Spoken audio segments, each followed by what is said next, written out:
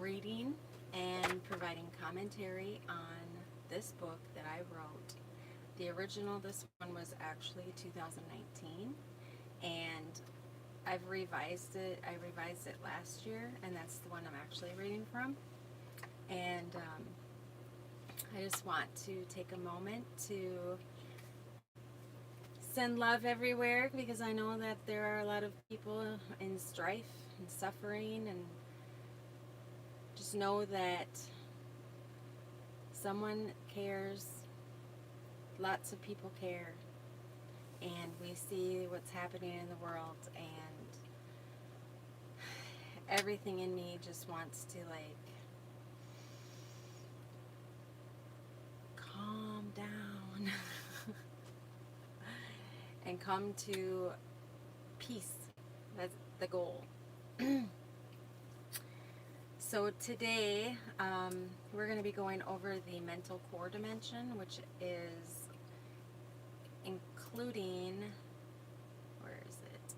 How to protect your brain and everything, like basics about the mental core dimension. So if you're just joining now, one second, I'm going to watch this so I can see who is in here. Well, it actually won't let me see who's in here, but it will show me if anyone comments. So I'm going to do my best to stay on top of that. Say that this book, out of love for humanity, I have my own story, which I wrote my autobiography, packed full of a lot of trauma, and it's called My Eternal Future. And I was raised Jehovah's Witness, and I'm excommunicated from that religion, and I'm happily out of there. And there's just a lot of things that went on from being in the religion and just life choices. My mom kicked me out of the house when I was 16 because I was being a normal teenager. So there's just a lot of things that were not from an early age, and I had to learn for myself. And so when I turned 45 years old, I wrote this shortly after, and I felt at that time that I had completely healed from my traumas in my life because of all the things that I learned. And I look at education and I'm like, man, even my grandparents don't even know this stuff that I put in this book. And so as a humanitarian effort, I wrote this book for the world. So it could help people who are preparing for life, like 18-year-olds, who think that they know, because I was 20, I thought I knew. I thought I knew when I was 18 too, but parents who want to prepare their children for life, people who want to find themselves, people who are divorced, refinding themselves, remembering who they really are. If you want to understand human development and yourself better, people who want to heal from their past and recreate their own life based on accurate knowledge, and people contemplating getting married. I mean, the list goes on and on. People who are incarcerated. I actually turned this into a rehabilitation program for inmates. So it has like 3 other booklets that go with it for that. Yeah, the list just goes on and on and on. And so this is a whole person education, and it's not to mold you into who I want you to be. It's a book that one person who did this book, he actually said, I wish I had this when I was a kid. And that's the whole point. It's like, it's basic knowledge, but it's not even regularly, normally. And so there are 10 core chapters: personal, which is self love, self acceptance, compassion, spiritual, mental, emotional, physical, sexual, relational, behavioral, financial, and legal. And we're on week 4. So if you've missed the first 3 weeks, the first week was getting into socialization and how our perception and our influences actually shape who we are. In fact, in the first 5 years of life, you're 85% set in stone. We're malleable, but we have to be open to it. We have to understand what influences us. And I'm just passionate about getting information to the public because I want a better world. And I believe that it's through education. If you know what you need to know to live your best life, to reach self-actualization, then that's only going to ripple out into everyone that's around you and everyone that you come in contact with. So that's really the foundation. When I was in college for psychology, I wrote this book, Personality Workbook, and that was for my internship, basically to help people understand how their personality was developed so that they can address things that they don't like, want to change. And so these 2 books actually are the entire course. And so the foundation of this is actually in 2009 I was in major depression because I had a stillborn, and I was trying to learn to cope with that while being in a marriage with a narcissist who was telling me to call him Lord. And so I wanted to heal. That's all. I wanted to heal. I wanted to get back to who I was before everything happened, because I never had depression before. Post-traumatic stress, reacting, low self-esteem, all these things that were limiting me. And so I created an inventory for myself based on those 10 aspects. Hello. So I'm going to get to questions and answers after I do some reading and commentary. So I do want to hear from you, and I'm glad you're here. So the Core Self Inventory is a tool that I created for myself, and there's actually a link below where you can do it online. And it basically, you just rate yourself in the 10 categories and then prioritize, write a goal for each one. And I have it set up so like it will give you some feedback of how, like, good advice or whatever. So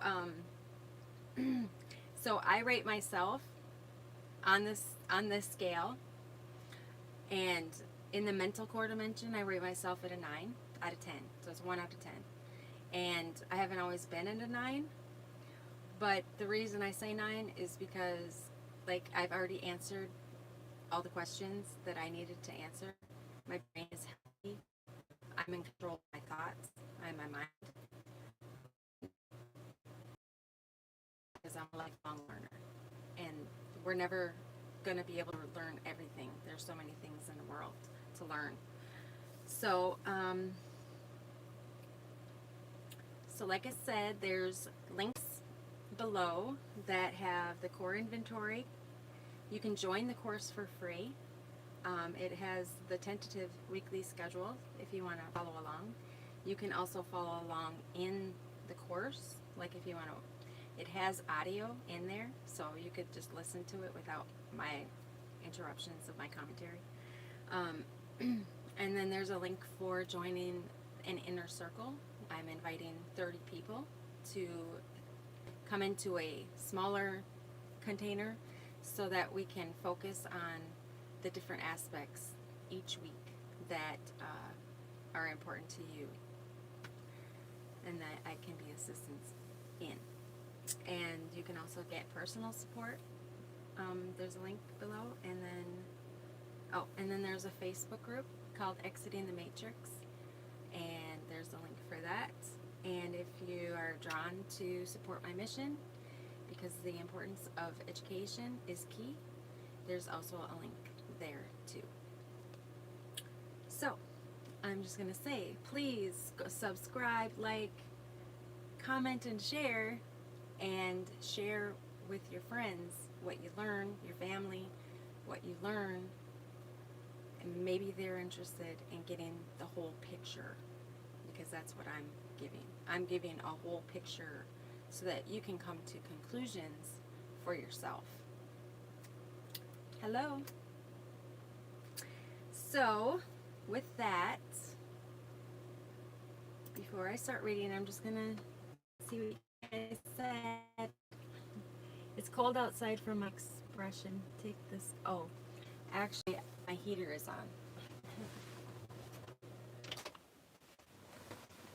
That's probably annoying. Take the heat. All right. What influenced that generation? I mean, that's a broad question. I mean, we weren't stuck in our phones all day, so we were outside having fun, riding bicycles, and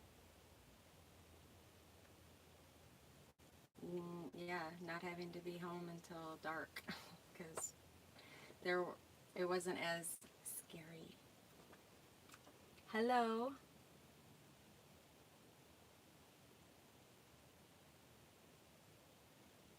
I had narcissistic parents and didn't know how to deal with it until I was in my 40s. Now I'm starting all over again. I understand that you feel like it sucks, but it's through that darkness that you're going to come out the other side bright and light.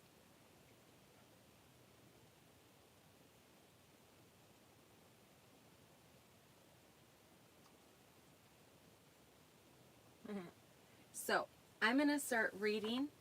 This is about 9 pages. I do a little commentary while I'm reading, and then after that, we can have some questions and answers, and that's simple. Okay, the mental core dimension.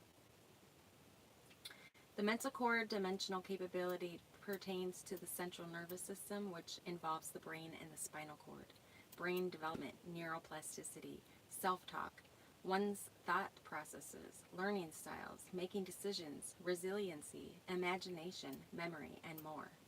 This chapter focuses not only on how to have a healthy brain, but also goes over what we feed our mind, think in our mind, and tell ourselves every day.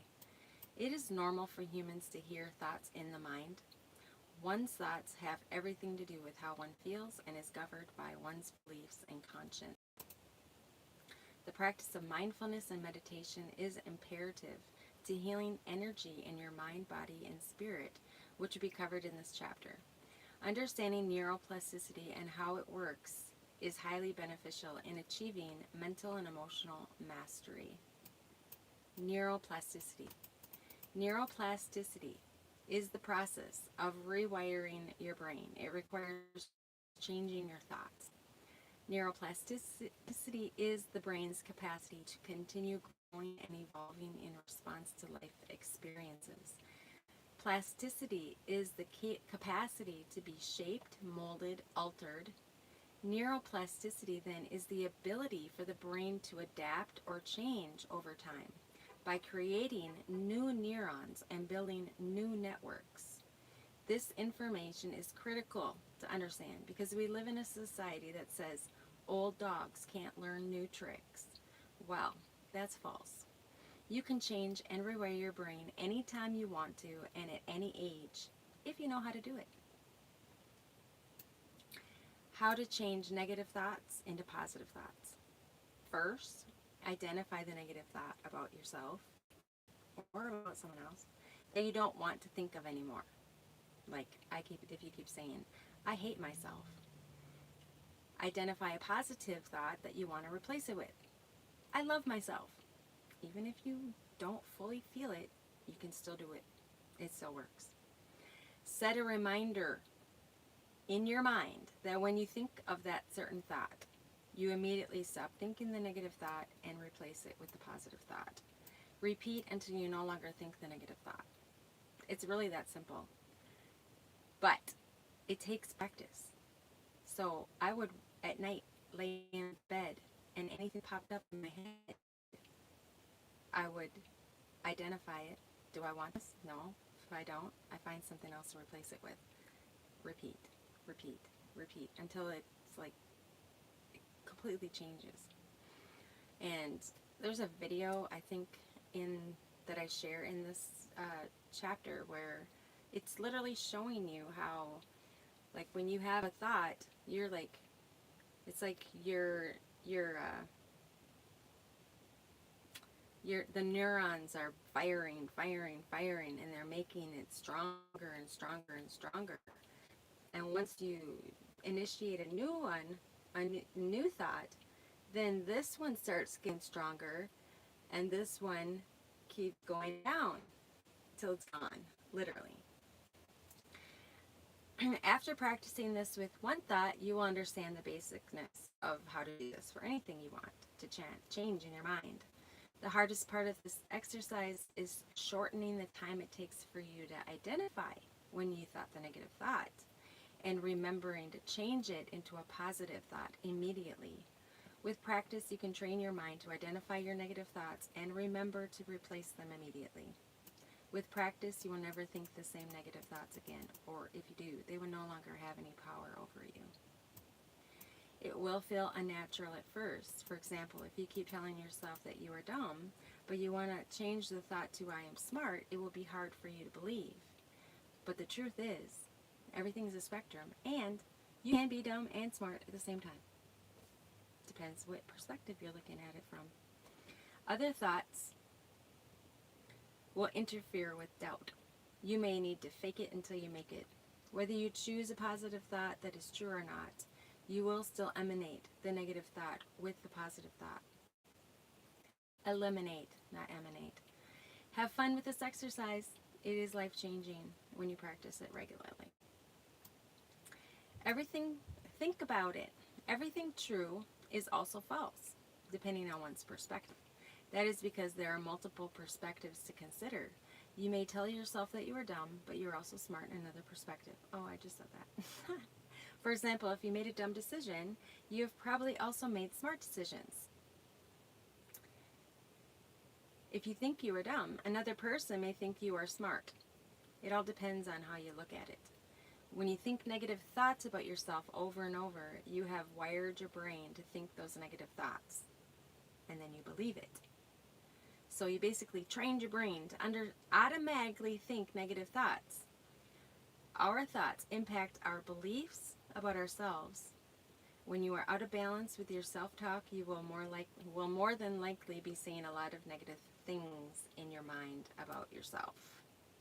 Critical self-talk. Self-talk is an inner guide molded by the conscience to help you meet your goals and change your behavior. However, critical self-talk can do a lot of damage to your self-esteem, self-confidence, and outlook in life. It can lead to major depression, anxiety, suicidal ideation if prolonged. Guilty.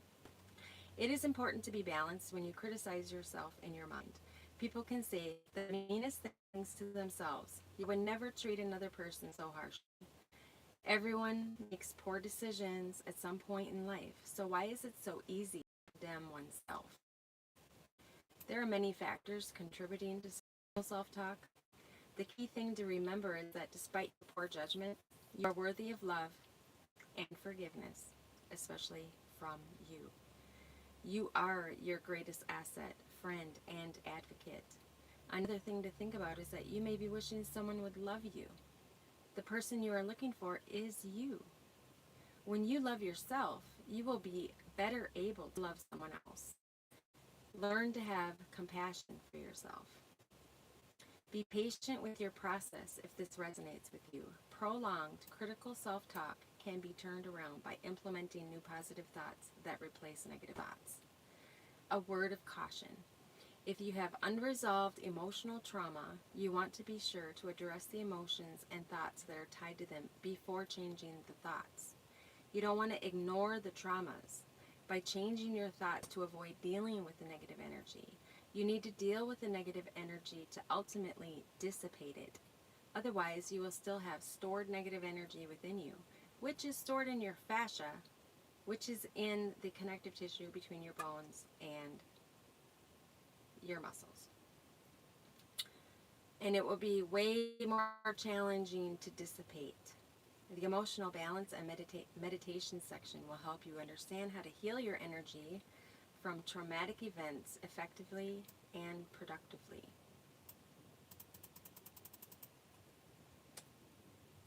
So that was the first section of this, and the next section is called Protect Your Brain.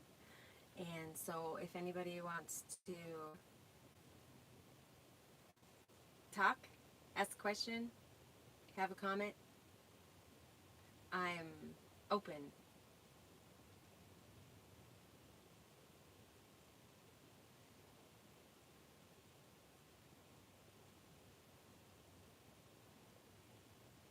Hi, Sigma.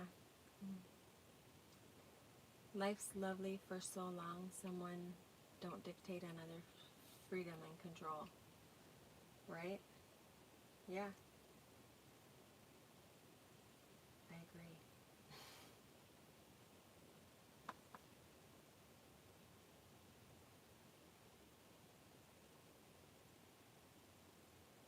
I can't really tell how many people are in here. If you're in here, can you put a little 1?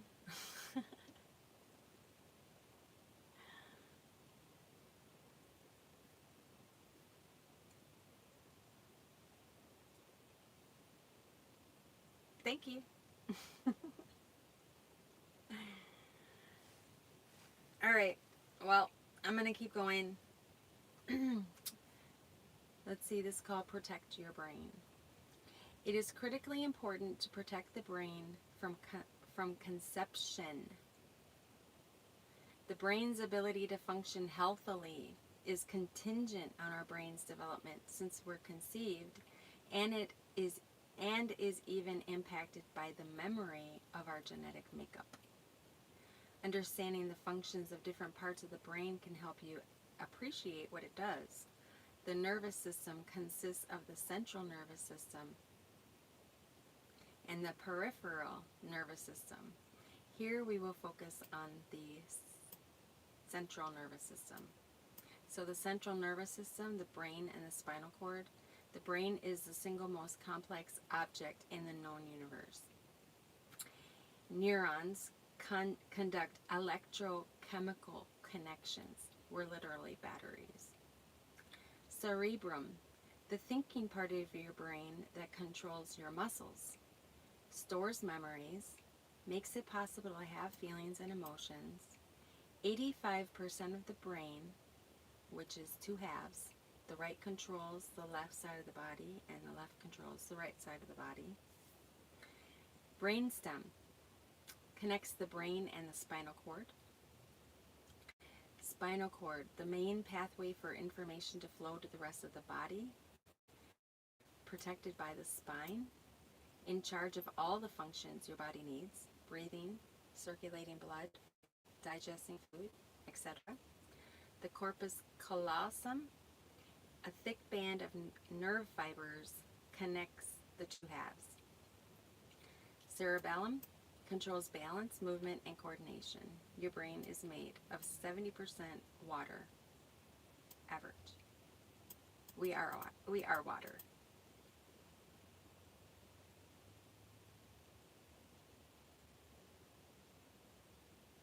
Nice. Thank you. Frontal lobe development. It is vital to understand frontal lobe development because the brain does not fully develop until much later than people think. The scientific community does not identify an absolute age for frontal lobe maturation for males and females. However, there are various studies with differing results. After comparing multiple sources, the consensus is that for the frontal lobe becomes fully developed between the ages of 25 and 43. And for females, it becomes fully developed between the ages of 21 and 32, depending on various factors. These are specific areas that the frontal lobe manages: speech and language production, some motor skills, comparing objects, understanding and reacting to the feelings of others, empathy, forming personality, reward-seeking behavior and motivation, decision-making, managing attention, including selective attention. Many factors will impact when the full development of the frontal lobe occurs. In Chapter 2, you learned that the first 5 years of life are critical to one's development. Engaging in the following activities promotes frontal lobe development. Thank you. Well, thank you for being here. So, these are activities that enhance brain development: cognitive challenges, emotional regulation, dietary intake, education, environmental enrichment, exercise, meditation, sleep optimization, socialization, stress reduction, supplementation. Yet, many things can also damage, impair, and hinder our brain's development.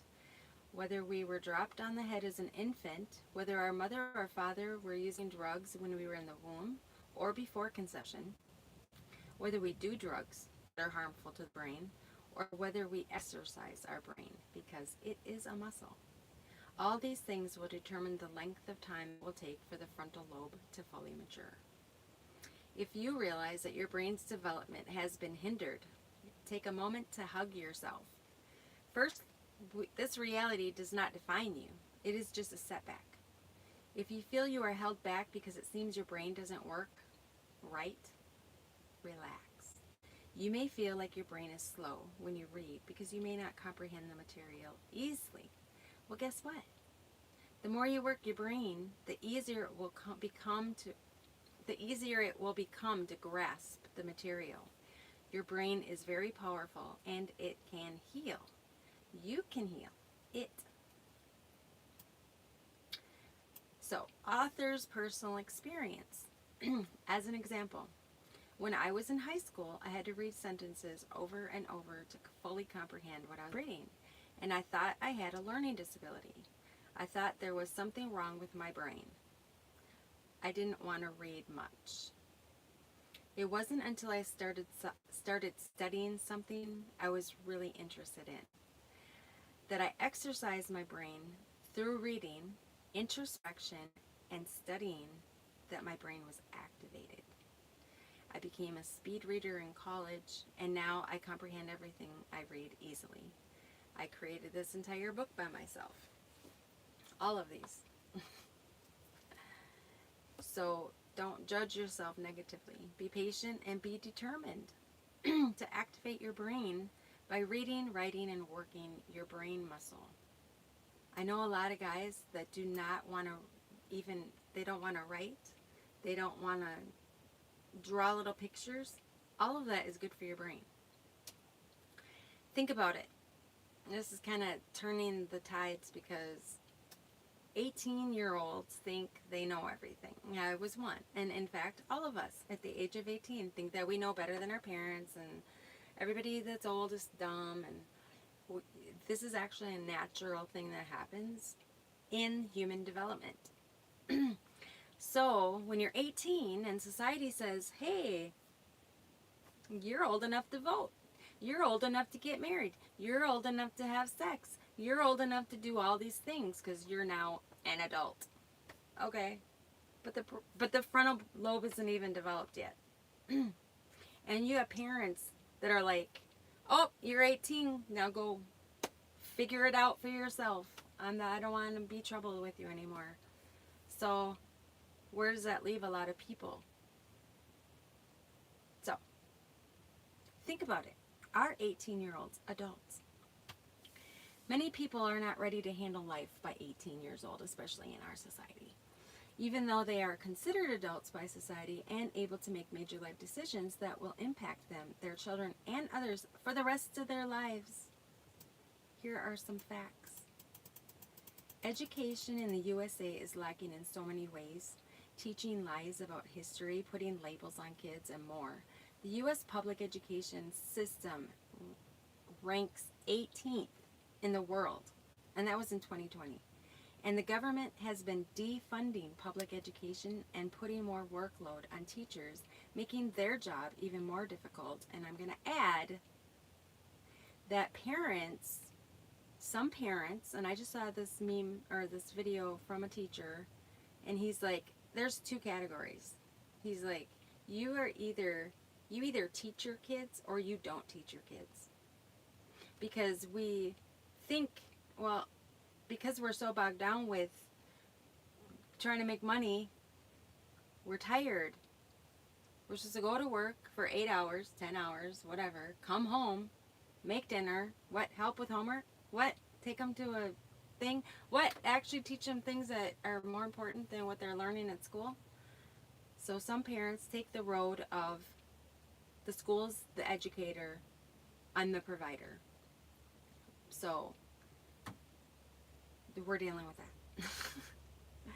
Okay, the human brain becomes fully developed between the ages of 25 and 43 for men, and between the age of 25 and 35 for women. I have different numbers. Yet the USA, because it is a variable, it's not absolute. It all depends on how you were raised. I'm going to guess that in China, their brains are fully developed at a very young age because of how much they force their kids to use it and learn a skill and learn music and learn science and learn these things. So that's just a guess. I haven't looked that information up, but that's what I'm talking about. If you're not working your brain, then it's going to take longer to fully develop. And I don't know if I say this in here yet, but the difference between men and women reaching this full brain potential, frontal lobe development, I believe personally is that we as women, we were allowed to feel all our feelings.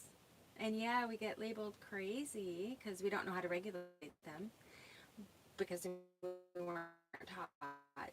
But the fact that we were able to feel all our feelings, it forced us to like understand, why do I feel this way?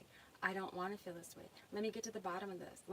So we're thinking it through and trying to figure it out. That's a brain activity. Whereas men, they're like, you get to feel all the tough guy feelings. This is my generation, okay? 80s. I grew up in the 80s. So, all the tough guys, they got all their manly feelings, but they don't even question them. They're okay with it. It's acceptable. And then any feminine feelings they have, they suppress because it's not acceptable. So, to me, that is a clear indicator of why there's an age difference in the frontal lobe development. That's what I see. And it's there is no like absolute anything, because we are all so different and we all learn at different levels, different learning. We all learn in different ways. And like we're raised, like say a man who is raised with 4 sisters and his mother, he's going to be more sensitive than a man who is raised with 4 brothers and a father. Okay? So it's like There is no absolute. It's just like take these things into consideration, understand what influenced you, right? And okay, next. Critical information for living a personally satisfying and successful life seems to be exclusively for the privileged. Parents can't teach what they don't know due to generational gaps in knowledge and the fact that the educational system was instituted. I want to say, I think it was like in 1889 or something like that. So my parents and my grandparents, they don't know this. They don't know what I know. And I'm going to guess that there's a lot of people that don't in the, other parents, grandparents. I'm looking at the world. I'm like, what the? Okay. Teachers cannot teach certain things to their students. Teachers do not have time to personally mentor all their students. Institutions generally do not teach people how to process trauma, meditate to heal themselves, have balanced emotions, or love themselves in a balanced way. Traditional ideologies regarding masculinity and femininity have disabled males and females for generations by inhibiting their ability to identify and express emotions in a balanced, healthy way. When males display feminine emotions, they're too soft. When females display masculine emotions, they're too tough. Women are more emotionally intelligent than men. And that's like, there are studies that they've done. And it's because we're able to feel all our feelings. So we're in touch, we're in tune. It is very difficult to navigate what foods are good for us to eat. So look into regenerative farming, the impact of GMOs, hazardous additives, sugar toxicity, obesity epidemic. We're in the digital age, so there's a lot of social issues, misinformation, and overinformation. Think about it. Is it wise for 18-year-olds? You're an adult at 18, right? You're free to quit school, move out of your parents' house, get married to whoever you want to, do whatever you want to do, and make all the important decisions in your life before your brain is even fully developed. Before you make the important decision of getting married, here are a few reasons why marriages fail. Marrying too young, emotional imbalance, not knowing oneself well enough, not knowing how to love oneself, belief systems, incapable of identifying red flags, thinking one knows what they want when they really don't, not knowing your worth, marrying for the wrong reasons, not mentally mature, physical, mental, emotional, and sexual abuse. I'm sure there are lots of other reasons, but this is actually my list. When I was 20 years old, I thought I was ready for marriage. The reality is that I was not ready. I made poor choices in partners because I had low self-esteem. I was a romantic idealist due to Hollywood's influence, and I was not set up for a successful life, even though I felt I was prepared. If you want to be successful in anything, you must learn about yourself and what you want to accomplish. Plan it out and then implement it. Although getting married young worked for older generations, it is not working anymore. You have a 50-50 chance. In fact, I think I just learned that it's now 40. It went from 50% divorce rate to 40%. So that's good. You have a 40-60 chance of your marriage lasting a lifetime.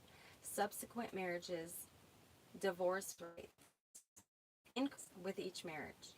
Studies on cohabiting before marriage show a correlation with divorce too. Youth are bombarded with romanticism portrayed in the Hollywood entertainment matrix. It is common to hear elementary students talk about having a boyfriend and a girlfriend. It is important to think about why our children are feeling rushed into romanticism. You could blame Disney. It is important to take the time you need before making these important life decisions. The next section will help you get lots of ideas for exercising your brain so you will make mature decisions that will lay a solid foundation for your future because you will be fully equipped to deal with life. And that is the end of this section of reading. And what do I have to say about this? Any questions?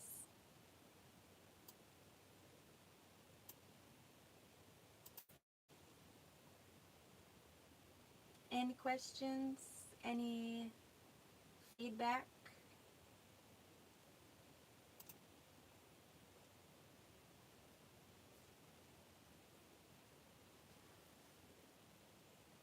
I'm not really sure if anyone is in here because I can't see the tally. Next week, I will be reading Exercise Your Brain and then Mindfulness and Meditation, which are key to learning to heal traumas. And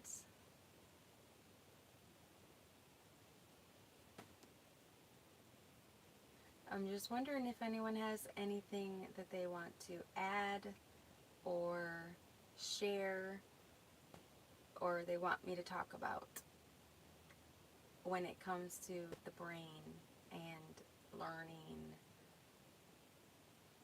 etc.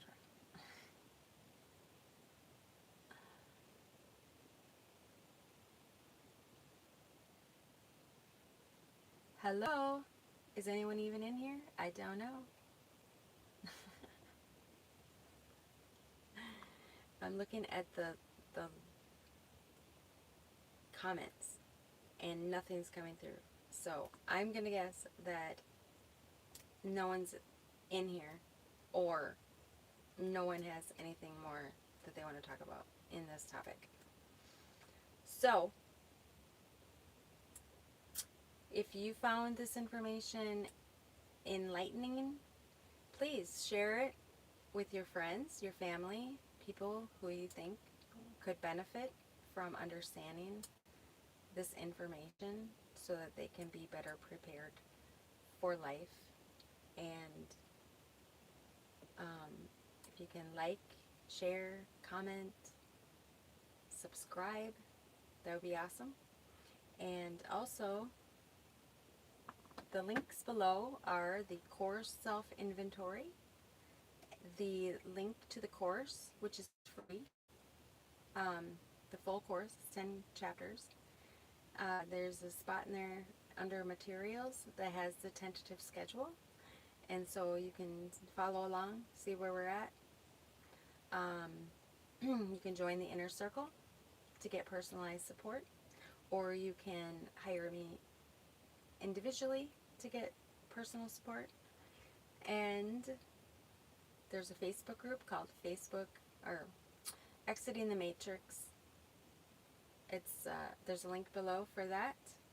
And if you're interested in supporting my mission of getting accurate knowledge out there into the world, there is a link for that too. And I thank you for being here. Again, I am going to send all the love I can muster, and it's a lot.